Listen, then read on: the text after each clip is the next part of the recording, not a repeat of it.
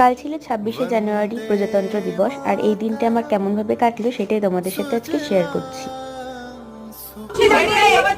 আজ 26শে জানুয়ারি প্রজাতন্ত্র দিবস। আমাদের বিদ্যালয়ে পতাকা উত্তোলন করছে বিদ্যালয়ের প্রধান শিক্ষিকা। তো তোমরা এখন দেখতে পাচ্ছ যে একটি স্কুলে পতাকা উত্তোলন হচ্ছে, আর এই স্কুলে কিন্তু আমি এখন পড়াই।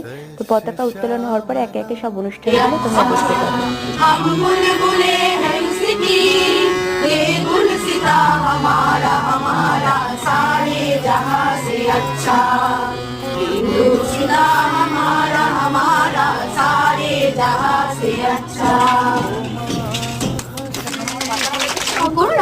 তেলের শিশি ভাঙছো বলে কুকুর ওপর রাগ করো।